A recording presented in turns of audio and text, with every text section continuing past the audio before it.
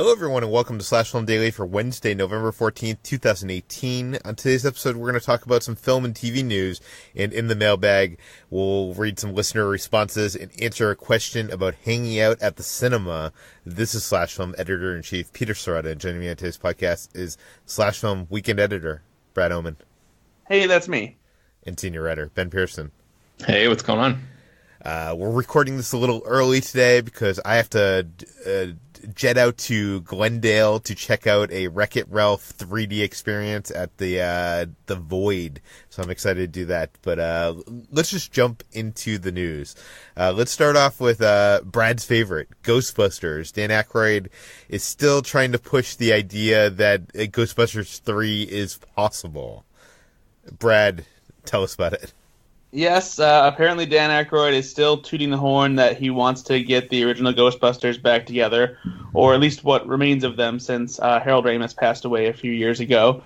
And this is a recent update, too, even though it's not much different from the previous updates when the film was constantly stuck in development hell.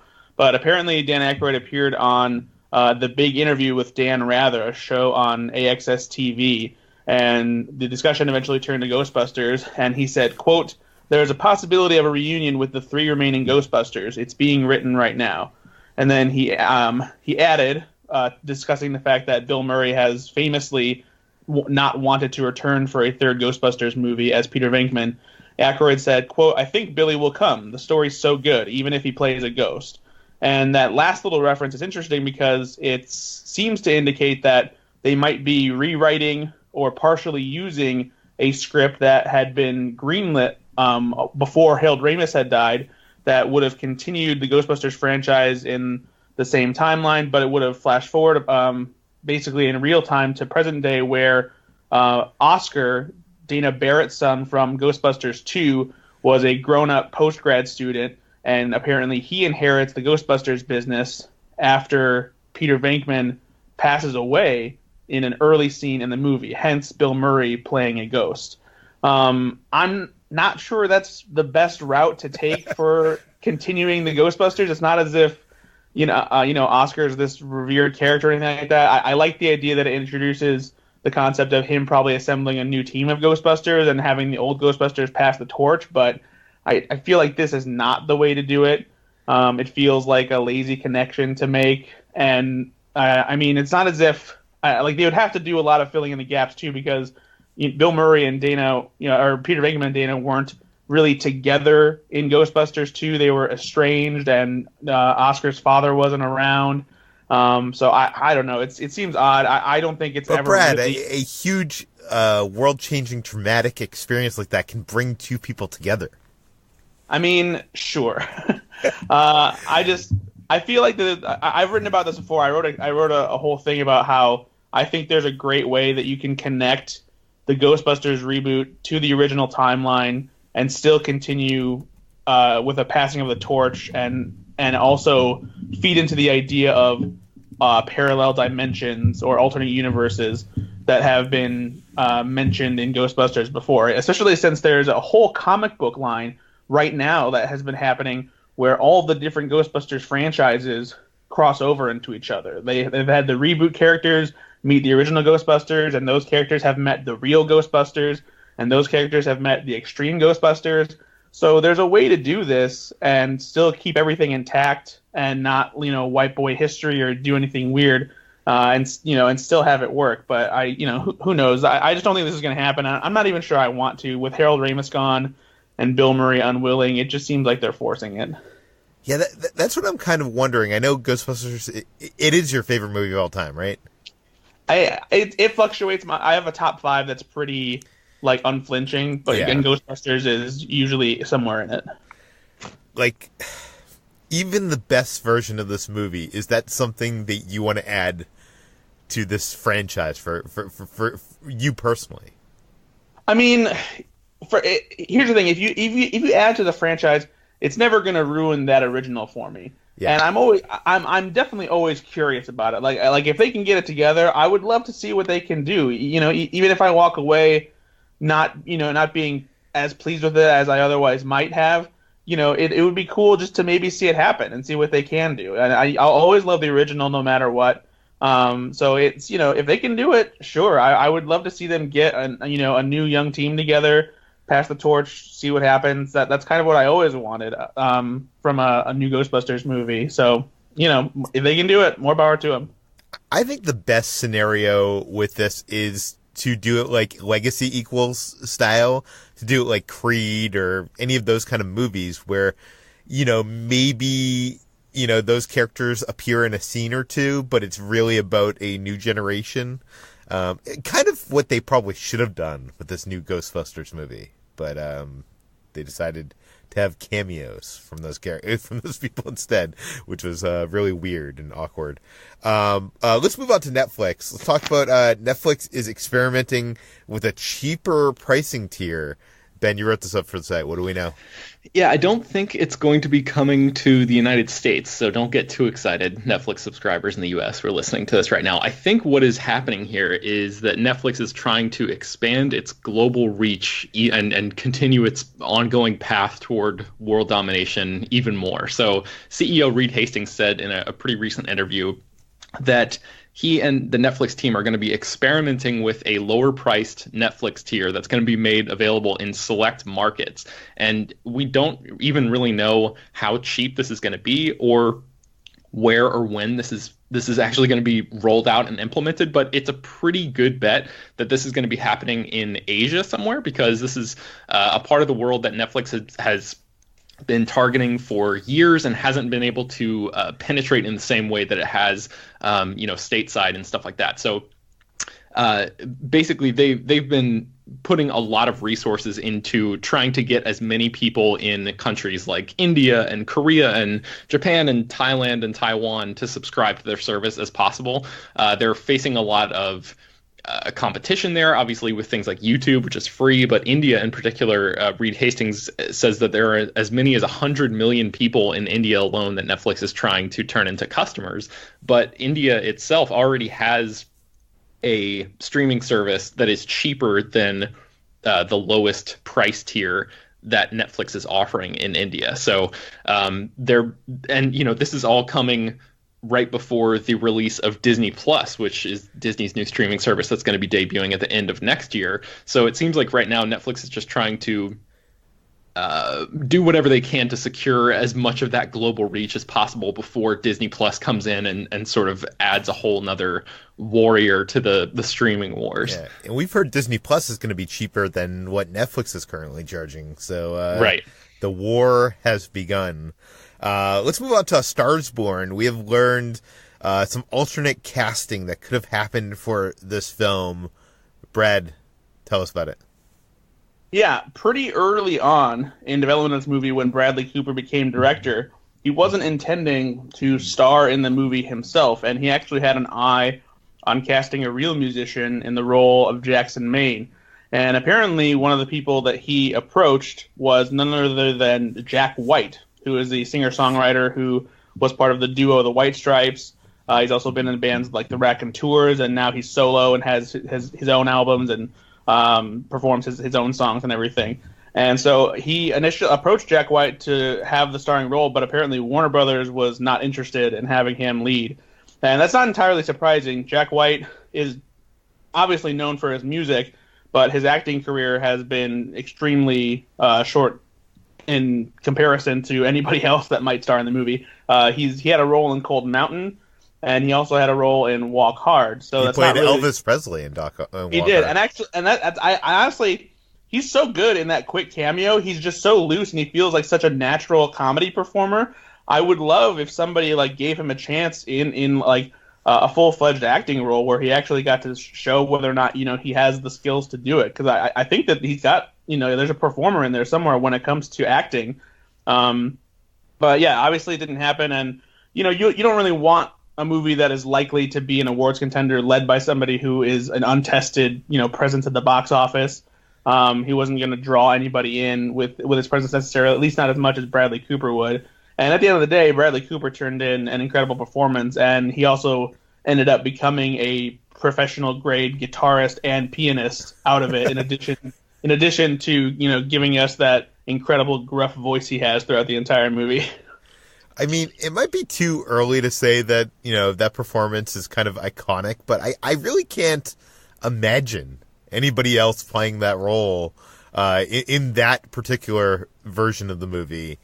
Like, I don't know, it's hard for me to imagine Jack White. Like, I love these kind of stories because you read them all the time for, like, classic movies and who was up for the roles. And I always love trying to imagine those people in the movie, but this one I just can't, I think it would have been a totally different movie. Yeah, absolutely. The character of Jackson Maine would have been completely different. I can't imagine it would have been the same thing that Bradley Cooper came up with. So yeah, that's, in some alternate universe, I would love to see that version of the movie. Let's move on to Origin. This is YouTube Premium's new sci-fi show. The first reviews have hit the web. And I'm really curious because, as you know, I am a huge fan of Cobra Kai, YouTube Premium's first real original show. So, and this one looks like it might, fill the gap that I've been looking to fill ever since Lost went off the air. So, Ben, tell me, is the early buzz good? So the early buzz, almost every single review that is out so far uses a variation of the line, "It's like Lost in space." So everybody came to that pun and decided to employ that there. But in terms of, I think from my understanding, the reviewers were only given 2 episodes to review so far. So it's not really, you've got a 10-episode season. So they've only seen a pretty small percentage of what the entire first season has to offer. So it's almost like... And we should clarify, what is the show about, do you know? Yes. So Origin, basically it unfolds across 2 timelines. So 60% of the show takes place on a spaceship called the Origin in the future, where a group of approximately, I think, 11 colonists wake up from cryogenic sleep too early, and they discover that their spaceship, which basically serves as a haunted house in the show, is completely abandoned. Something happened. Nobody knows what's going on, and they're trying to figure out why they're the only ones who are left behind on the ship, and what is haunting this ship with them. Is it an alien? Is it a supernatural thing? What's going on? And then the other timeline is just flashbacks. I guess it's the same timeline. It's just divided up, sort of like Lost. That's where a lot of the comparison comes from, because each episode features flashbacks, to the various colonists' lives on Earth, and trying to explore why they ended up going on this journey to this other planet that is like habitable by humans. So that's the basic setup. And as for whether or not the show is good, it's basically, a lot of people are saying it looks really slick.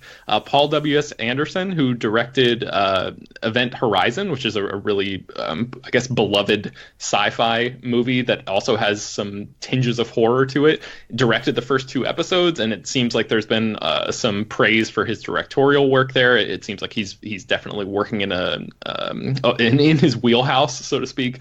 And I think the review from Collider, one of the paragraphs, really crystallizes the majority of the critical reaction, and I'll just read that really quickly. It says, "Overall, Origin is fine. It's good even. The twists come jarring and fast. The gooey, bone-bending body horror is wonderfully executed, and every episode so far, again, much like Lost, ends on a perfectly thudding cliffhanger that will usher you directly to the next episode button. But it could have been more.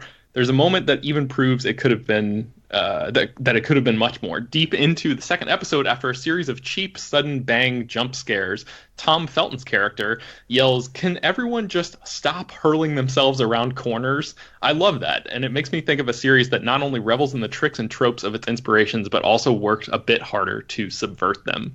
So it sounds like the show still needs a little bit of time to carve out its own identity, and right now it's sort of living in the shadow of a lot of other more memorable pieces of pop culture, but it sounds like it has a lot of potential. So, Peter, I know you're a YouTube Premium guy. Are you interested in this one?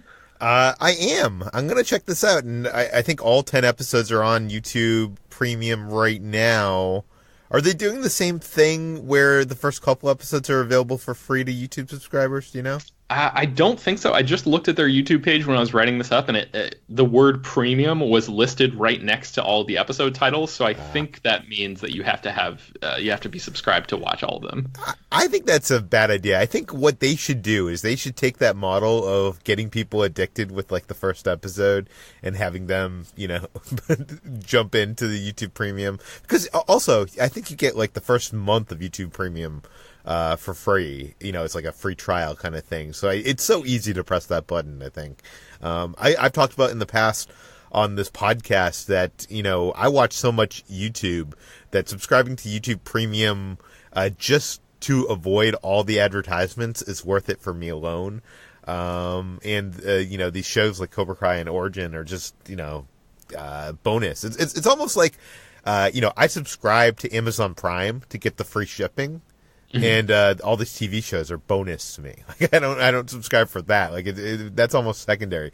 So I'm excited to check this out. I will check this out, and I'll report back in the water cooler with what I think, and try to convince you guys to jump on the YouTube subscription bandwagon, or maybe not. Maybe it's not good. Which, by the way, like. I know, Ben, I know you are a huge fan of Lost, and Brad, did you like Lost? Oh yeah, I loved Lost. That was like, I was always looking into like theories and mysteries and online in the chat rooms and stuff like that, or forums rather, not chat rooms, and trying to figure out like things in the show that everyone was talking about. It was the most dedicated I've ever been to any series. Me too. Why do you think there hasn't been a show? I guess Westworld probably is the best show that's kind of filled that void, but since Lost, Westworld was the first time that since Lost that I had been had looked into theories online and was reading everything I could about the show as it was going on. But why do you guys think that the TV's had so much trouble? And I'm not saying something that like beats or meets Lost, but like something that isn't horrible. Like almost all those Lost, copycats that came out after Lost, like were just not good at all. Ben, do you have any theories? Or Brett? I just think it's a special kind of show to do it, and it's hard to replicate a phenomenon like that and have it be just as successful as it is the first time around. You can't, copy something and get the same results. Lost kind of gradually became what it was and became this obsessive show for a lot of people. And I think, if anything, the amount of content that is out there has increased significantly, because when Lost first started, there wasn't really any streaming content out there. Like towards the end of Lost is, I believe, when Netflix really started to get into streaming, but they didn't have any of their original programming yet, and there weren't anywhere near as high a number of original shows coming from other content providers. So it's hard, I think, to get as large of an audience together rooting around a single show than it was when Lost was popular. I think also for me the social media thing is key. Like I think Lost started in 2004, and that was right around the time that Facebook really started taking off. But even then there weren't really that many people talking about the show in the same way and in the same the same sheer volume that people talk about shows right now. So I think it was one of those first shows that sort of crystallized at the exact right time with the rise of social media, where it was like, as social media as forms, as Facebook and Twitter and stuff like that were rising and the popularity of those were growing, Lost was the thing that everybody was watching at that time. And like Brad said, there weren't nearly as many options. Right now, there's like 500 original scripted shows on TV in a given year. And it was not like that in 2008 or whatever. So I think it was just a really like a case of perfect timing all the way around. Yeah, and we're all fragmented. We're binging at different times. We're DVRing. We're not watching week to week, and there isn't that water cooler discussion. I guess maybe HBO is the only one that can kind of facilitate that nowadays.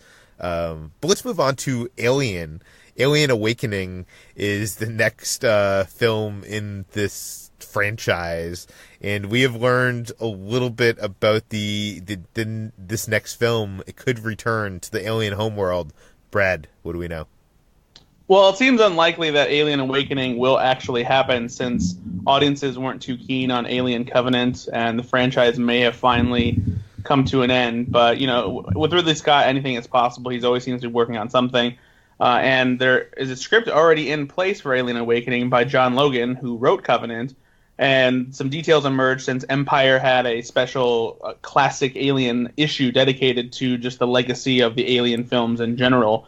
And the details they unearthed about John Logan's script for Alien Awakening say that it would have brought back the engineers from Prometheus, the big, pale, swole characters who were responsible for basically creating humanity. And apparently in Awakening, they would be chasing after David, Michael Fassbender's android character. And then enough with frickin' David. I don't care about David. Like, I don't know, I feel like I was one of the only people who liked Prometheus, and maybe it's because I was looking for something to fill that kind of like Lost vibe, and I don't know, I kind of like the mysteries, and I'm kind of interested in the engineers, and I want the engineers, but I don't give an F about David. I like David as a character, and I like Michael Fassbender's portrayal of him, but I think Ridley Scott has spent too much time on the myth of creation and trying to explain it in a way that is tied into the alien mythology and xenomorphs and that kind of thing. But it's not called David Awakening. It's called Alien Awakening. Well, so because it's called Alien Awakening, there is a tie back to the original Alien, because apparently in this movie they would eventually end up going back to the planet LV-426.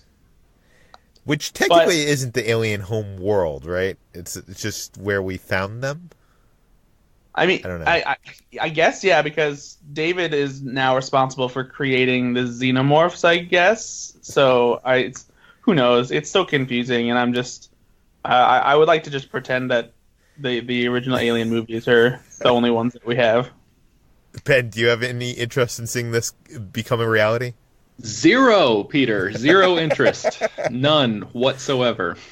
I know there's a lot of people out there. I mean, maybe not a lot, but there's definitely a certain number of people, at least on film Twitter, who have a reverence for Alien Covenant. And our own Chris Evangelista is one of those people. Yeah, Chris loves it, and I don't know. I don't get it. I also don't get it. Like, why did we need the scene with the flute playing and whatever? Okay, let's move on to Hulu. We were talking about Netflix before. Hulu is trying to up their game, and they have acquired a George R.R. Martin book. This is a superhero series. Ben, tell us about it. Yeah, so George R.R. Martin actually edits it's really like a wide-ranging franchise almost of sci-fi novels and anthologies and all sorts of different things under the title of Wild Cards. And he, I think, has written some of it, but mostly he is just sort of overseeing and editing a lot of work from other authors.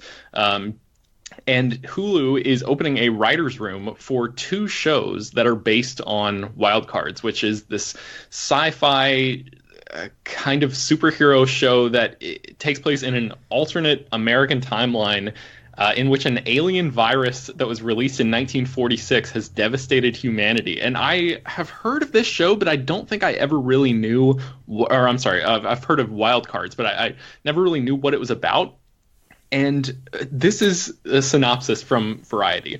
Called the wild card virus, it is passed down through generations and can go undetected until suddenly activated by a traumatic event, at which point the carrier is either killed, mutated, or granted godlike powers, effects that are largely a manifestation of the victim's emotional state, making them vulnerable to reverence or ridicule on a deeply personal level. Now, after decades of sociological turmoil, having been worshipped, oppressed, exploited, and ignored, victims of the virus want to define their own future.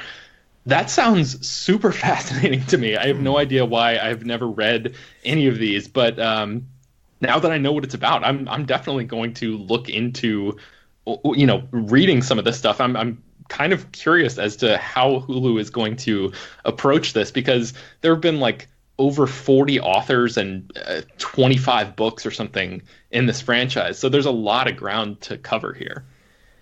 So you say they're developing 2 of them? Yeah, at least two shows right now. I mean, Variety says that Hulu is opening a writer's room for two shows that are based on wild cards. So that's what we know at this point. We're not sure, who is going to be involved, but we know that George R. R. Martin and what is his name? Snodgrass. Her name. Melinda Snodgrass is the also an editor of this overarching franchise, and they are going to be involved as executive producers at Hulu, but we're not sure, who is going to be coming on board to actually fill out those writers' rooms. Now, I know you're a big reader. After reading this and getting intrigued, are you tempted to jump in? Yeah, I'm definitely adding at least the first book of this to my reading list immediately. I'm in the middle of reading a bunch of stuff right now, so I'll probably get to this, the middle of next year by the time I cross the things off that are already on my list. But I'm definitely intrigued enough by that description to hope for good things for this Hulu show, because we were just talking about Hulu on the podcast a couple days ago, talking about how they don't really have too many like prestige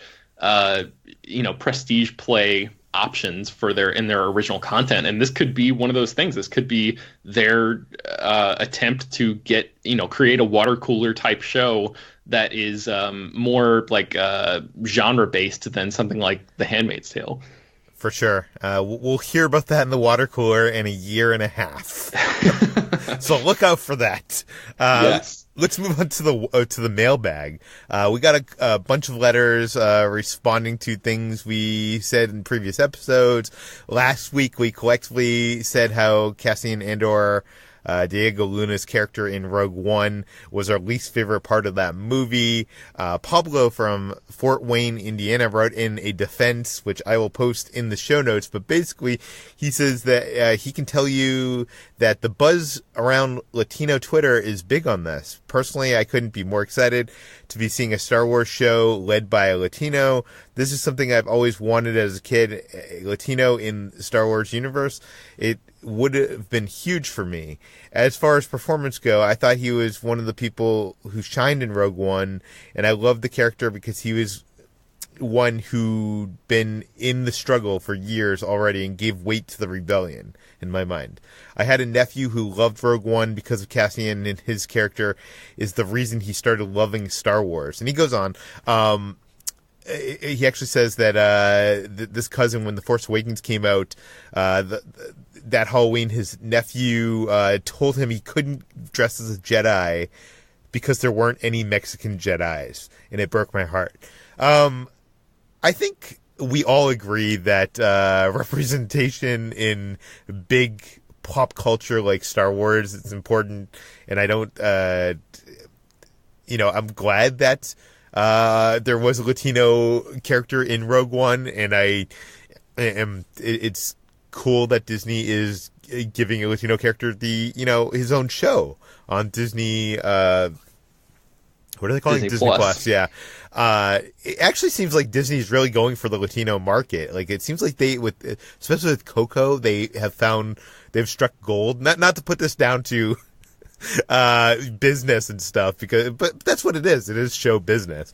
I just wish that Cassian Andor was a more interesting character to me, if that makes sense. Like, I'm glad he's there, and I'm glad he's getting a show, and maybe this show can develop him into a more interesting character. Do you guys have any thoughts? Yeah, I mean, for me, I think the most interesting part of Cassian in Rogue One is in the opening movie when we see him when he kills that spy. Yeah. That's, I think, the most fascinating part, because it shows kind of the darker side of what the Rebel Alliance needs to do in order to protect themselves and actually, try and infiltrate the Empire. And I think digging into a little bit more of the morally and ethically questionable side of, what these guys have to do as rebels is something that's interesting that would make for a captivating show. 100%. And that scene was all a reshoot to add to the film. I think his character was maybe so bland that they decided to add that in late into the Rogue One reshoots, that whole mess. Let's move on to another response. I asked what characters in the Marvel Cinematic Universe, what side characters would listeners like to see get a Disney streaming series? We got a bunch of responses, most of which probably not worth reading here. Not to be flippant, but one I did want to read is Alan Wise in Atlanta, Georgia, wrote in that he would like to see a series featuring the three friends of Scott Lang, aka Ant-Man, surrounding their ex-con business. And it, wouldn't even have to, I'm guessing it wouldn't even have to, deal with superheroes. It could just be that business. Is that something you guys would like to see? That is kind of a cool idea. Yeah, I think I would be down for that, especially if Michael Pena is involved. I like those characters, but I think they work best in small doses, so I'm not sure an entire series dedicated to their antics is good. Like, it could be a, sort of a funny workplace comedy series, I suppose, but at the same time, I would almost rather just see them maybe just get their own one shot or something like that. Yeah, I think that's a better idea, actually. Now that I think you've sold me on that, Brad. See, that's what I really want. I want a Marvel one-shot series where every episode is just like its own anthology thing. Like, one episode could be X-Con. One episode could be, whatever. It could just take place with little side characters and little side things and fill in the gaps and tell stories within the Marvel Cinematic Universe that we would never get otherwise. Please. I feel like that has to be coming, right, Peter? Like, that's such that has to be coming at some point, right? I don't know. I know Kevin Feige was so excited for those one-shots that came out on the home video releases, and they just weren't practical from a financial standpoint to do. Like, they thought it was going to be easy to do because they would have the sets from the movies and they would have the actors ready from the movies, but the budgets were just they had to give them to the home video budget, and it like ate into things. I don't know, it was so weird. But I feel like, if Black Mirror or any of these anthology shows can cast like a whole new cast, get a whole new set and whatever for every episode, why can't Marvel do that? Like, Kevin Feige, please. Marvel one-shots the series. I want it. And I think it would be a good way to develop things that could turn into movies and stuff, or maybe even TV shows. Do you know what I mean? Like, it would be a good testing ground to see not only characters and scenarios, but filmmakers. But it makes too much sense for them to not do it, I think. Yeah. One last email in response. HT and Chris couldn't understand why Boba Fett was so beloved. Declan from Toronto wrote in a letter. I'll put it in the show notes, but basically says it really stems from the Star Wars legends. There were several comics and books that expanded the character into fully realized, complex background of Boba and how badass of a fighter and strategist he was. He was depicted as a true anti-hero. What George Lucas did to him in Return of the Jedi did not do any justice, and it's not the first time George exploited a potential great character for comedic relief, falling clumsily into the Sarlacc pit. So in his point of view, yes, the action figures were badass as well, but it was the books and comics. What do you guys think? Do you guys think it was... Why do you think Boba Fett was such a beloved character? I'm with HT and Chris on this one. I have no idea what happened, but Brad, you're a way bigger Star Wars fan than I am. What do you think about Boba Fett? I love Boba Fett, and I think a big part of it is because the stories that he did have in the Legends were very cool, and he was a great character. You don't get to see that in the movies, and so if you're not as ingrained in Star Wars as some of the bigger fans are, like myself, you don't really understand why Boba Fett is supposed to be so revered and cool, other than the fact that he just has, one of the coolest pieces of armor, in the entire Star Wars franchise. But Return of the Jedi really sullies what Boba Fett is just because he gets taken out like a punk in that movie. But if you just look at how Boba Fett is in Empire, like he's kind of this cool, quiet, mysterious bounty hunter dude. And the Legends movie stories only made him that much cooler.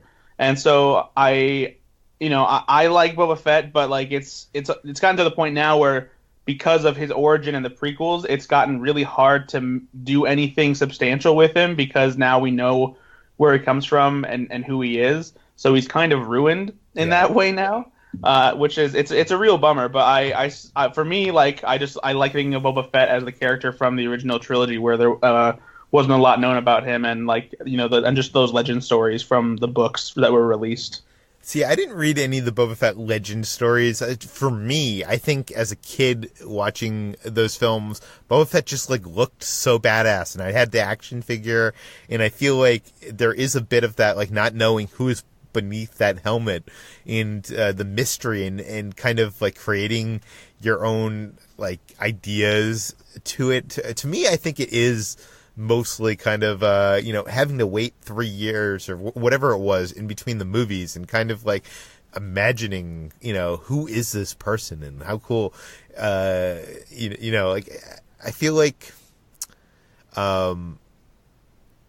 not that people liked Solo Star Wars story, but I feel like the same thing probably could have happened to Enfys Nest if they didn't unmask her character at the end of that movie. I feel like it's all because of we not knowing who's below that helmet that I think is the appeal of a character like Boba Fett or Enfys Nest. But that's not to say like I don't know. It's just I feel like it's same with like Michael Myers. Same with in any part of cinematic film. Like I feel like the mystery is what's appealing to me. But let's move on to our one actual question in this mailbag, and that is from Colin from San Jose, who writes in that hopefully you can help me on this disagreement my cousin and I have. Do you consider going to a movie with someone hanging out? If you go with your significant other, is it considered a date?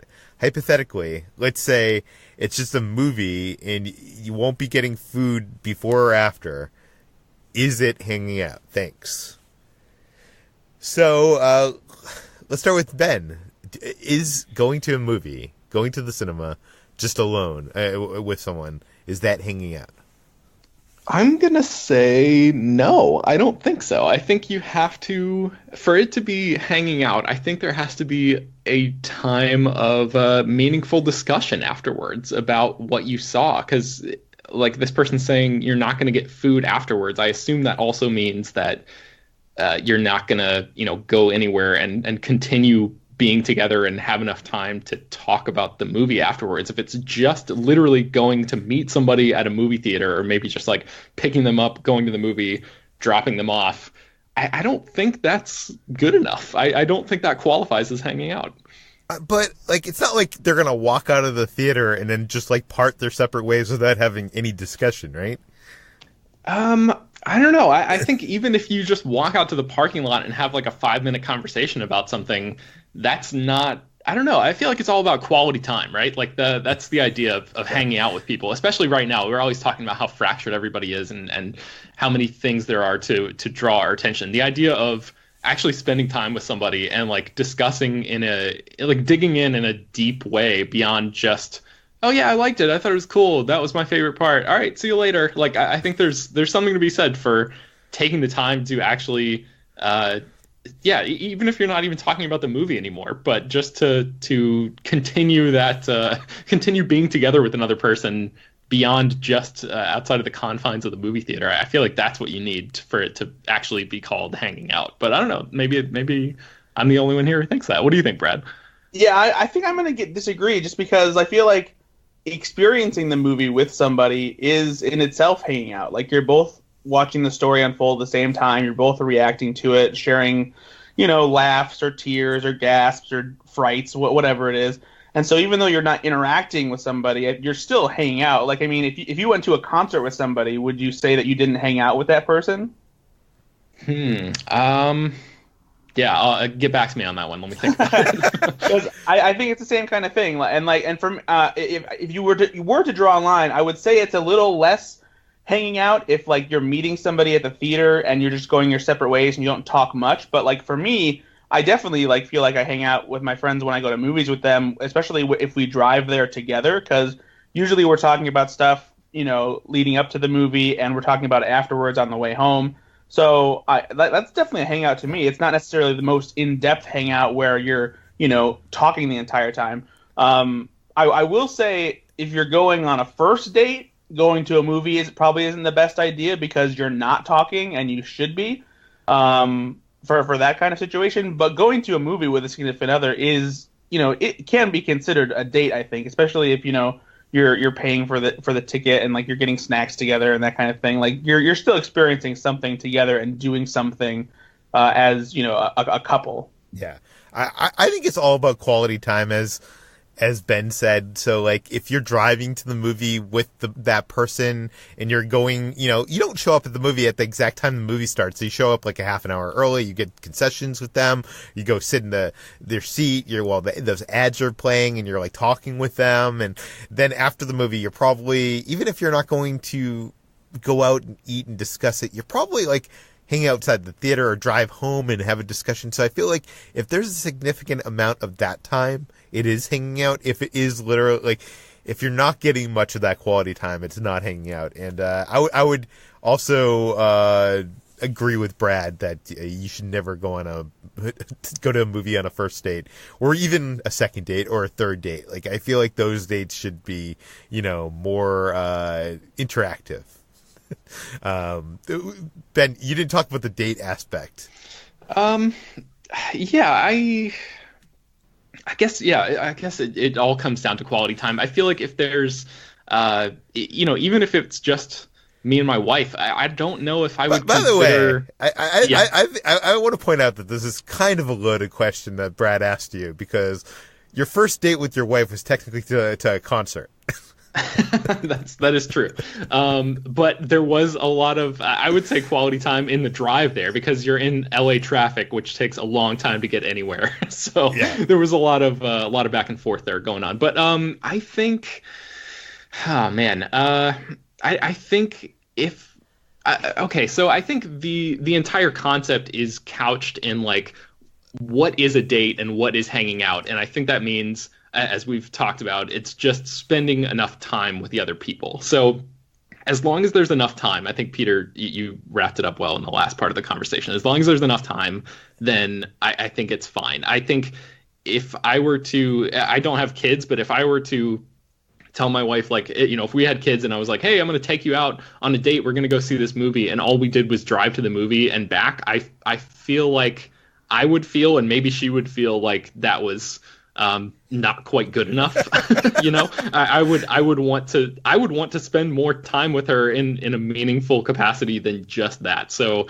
I don't know. Take from all of this what you will, listeners. I'm not sure how to say it any other way. Yeah, no, I think we've covered all the bases here. If you have a question to ask us in the mailbag, you can send it to peter@slashfilm.com. Brad, where can people find more of your work online? Always at slashfilm.com. Find me on Twitter at Ethan_Anderton. And my podcast, Go Flix Yourself, available on iTunes and other podcasting platforms. And we'll put Brad's pitch for a Ghostbusters reboot in the show notes for you to read.